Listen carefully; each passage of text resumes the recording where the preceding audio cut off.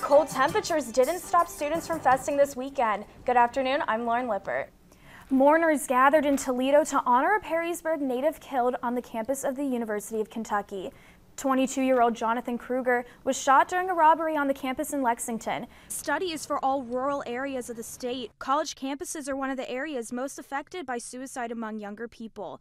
In the town of Athens, the 317 board serves as a local resource for those who need help.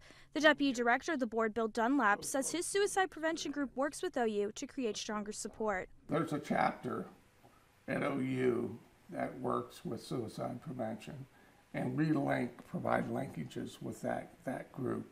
We'll share information, they'll share information with us. We'll do trainings, we'll invite them to be part of our trainings, we'll encourage people to go to their trainings. Now, Ohio University does have resources for students who are struggling. You can come here to the Hudson Health Center, where on the third floor they have counselors and psychological services. Even students at the university are involved with awareness and prevention. Junior Erin Casey joined Post-it, an organization that draws attention to the issue through Post-it notes. She says the cause hits close to her heart. In our dorm freshman year, one of the residents committed suicide, and he was really close with a lot of the girls that I was friends with, and it kind of impacted just the general community of our dorm, and eventually widespread OU, and so I just decided to be a part of it because it's a good cause. For Newswatch at noon, I'm Lauren Lippert. At least 8 people are dead and 10 more injured in an early morning church van crash in Florida. A church van from Fort Pierce ran through a stop sign, crossed all lanes of US 27, and landed in a canal in southwest Florida. Repair work begins today on water lines near the Athens Mall in the Athens County Fairgrounds. There is a possibility of a water outage for those shopping at the mall and those near the fairgrounds by West Union Street. The crews are taking steps to keep service disruption to a minimum. Families gathered at the Oklahoma City National Memorial to remember their loved ones who were killed 20 years ago in a bombing there. One woman is honoring the man she says she will never forget, her father. Well, Alex, the hotels that are already in Athens haven't provided rooms for all the visitors on busy weekends. And as it turns out, this town has excelled in its tourism industry without major university events going on. The plan for the newest hotel on East State Street is not only to help tourism, but add new jobs and bring in revenue to the city. Despite a frigid and snowy winter season stalling construction of East State Street's newest hotel, the upcoming Fairfield Inn & Suites is still on pace for its projected May opening, just in time for graduation. The 87-room hotel will become the 6th on East State Street alone and the 11th officially listed by the Athens County Visitors Bureau. But in a town with only 23,000 residents, why would another hotel chain choose Athens to make its home? Executive Director of the Athens County Visitors Bureau, Paige Allos, thinks this is the perfect time to add a new place for visitors to stay. So no hotel ever gets built without a market study, but our hotel demand and our documented hotel demand definitely opens the door for us to be able to attract a property like the Fairfield Inn. And that demand has been created by a boom in the Athens tourism business that's taken place over the past decade. We can tell you that we have been on an increase every year for the last 8 years. We've seen 2 new hotels come on board about 5 years ago in the middle of this, and it didn't slow us down one single bit. And of course, we'll continue to work hard to make sure that on those non-peak weekends that we've got conferences and meetings and reunions and festivals and events and gatherings and great reasons for people to stay here. A study by Tourism Ohio found that between 2011 and 2013, tourism in Athens generated nearly $140 million in visitor spending. That's up more than 6.5%, $8.5 million, which would be enough to build a second convocation center. In 2014, each quarter broke records for lodging tax receipts. Big Ohio University event weekends account for tourism's most reliable business. In fact, every room in Athens has been booked for OU graduation for at least 6 months. But Outlaw says local hotels thrive almost year-round. It's interesting. I can tell you more easily when it's not a busy time for us. The latter 2 weeks of December and the month of January are typically our slowest times. The rest of the time, we're beating the national average of a 66% occupancy almost every month here. And in fact, we gained last year on average about 20% per quarter in our overnight stays. Sometimes those overnight stays come at completely unexpected times, as the general manager of the Baymont Inn, Glenna Smith, recently found out. Last weekend we weren't supposed to have been busy at all, but of course with the snowstorm that helped a little bit. And then a swim meet that we had no clue And then there was an equestrian event at Stonegate, which is in Coolville, and that picked up a lot of business as well. Craziness, because you don't know how to schedule when you don't show you're going to have a lot of rooms sold. So with another big chain hotel on its way, the other places where out-of-towners may choose to stay are preparing for the new competition.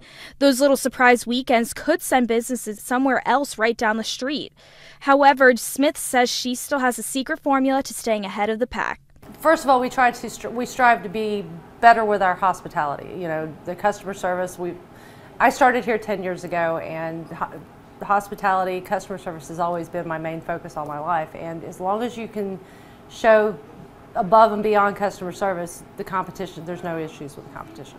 Hospitality is one thing, but several hotels have also gone through recent renovations, including Smith's Baymont Inn.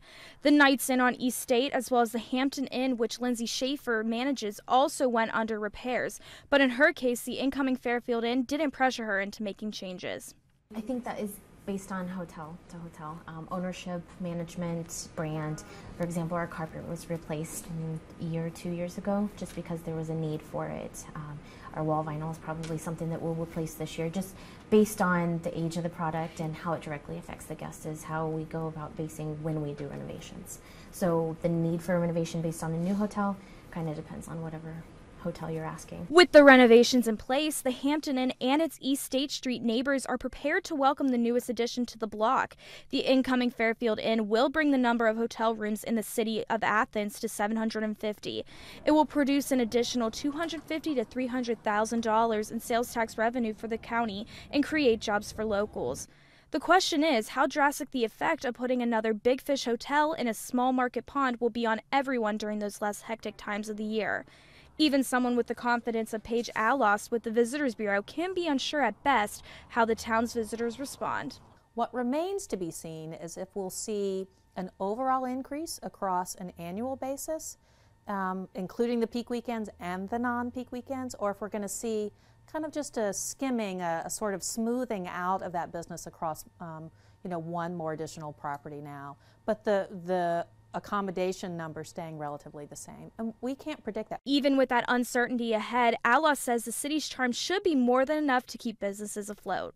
Trust me when I tell you we're the envy of our tourism peers because that love of place sticks with people. And so if you spend a little time in Athens and leave here, there's something about it that stays with you. I'll give you a great example. A lot of people who are Buckeye fans will say, I love OSU, but you don't necessarily hear them say, I love Columbus. When you meet a Bobcat fan, they will tell you, I love OU and I love Athens. And that means the world to us. Now, Allost also pointed out that Fairfield Inn is one of those hotels that has rewards points programs. So do the Hampton Inn and Holiday Inn Express. A lot of people who use these reward programs are very loyal to their hotel brands. The smaller, independent hotels in the area could have a really hard time keeping up now that yet another rewards-based hotel is in town. Reporting for Newswatch at noon in depth, I'm Lauren Lippert. Governor Kasich says he's more and more serious about jumping into the 2016 presidential race. The governor just visited New Hampshire and South Carolina, two key Republican primary states. Palmer Fest changed the campus dining hall menus on those afternoon snacks. Some students drank more than the typical fountain drink on Saturday. This photo, taken by the Post, shows a sign at the entrance of Nelson warning students not to bring alcohol. An HIV-positive man accused of sexually assaulting 3 children in Columbus will be in court today. Keith Anthony Allen was indicted last week on 19 counts, including rape and child sexual assault. Prosecutors say he raped 2 12-year-old girls and is accused of sexual activity with a 14-year-old girl. Allen could face life in prison if convicted. Sexual assaults are never an easy topic to talk about. Assaults that happen in the LGBT community are often not talked about at all. Take Back the Night Week aims to fix the problem that many don't talk about. Madison Koenig is the Student Senate Women's Affairs Commissioner. Take Back the Night is a week of events that sort of look at different aspects of sexual violence and gender-based violence. So we have created a bunch of different events that will happen during the week that hopefully touch on different communities' needs. Ohio University has participated in Take Back the Night Week for over 30 years, and even though time brings change, the goal to educate people on sexual violence has stayed the same. So the LGBT Center is one of the sponsors for Take Back the Night Week, including Take Back the Night panel, and they're located here on the 3rd floor of Baker. F-Rape Culture is a social movement that challenges the rape culture on campus. The co-founder of the organization, Claire Cambridge, helped organize the panel for the discussion of violence. She says she hopes the panel will shed light on the pressing issues that most don't normally talk about. With the panel tonight, I'm really hoping to just spread awareness. Intimate partner violence within the LGBT community is something that is oftentimes swept under the rug or not taken seriously for a variety.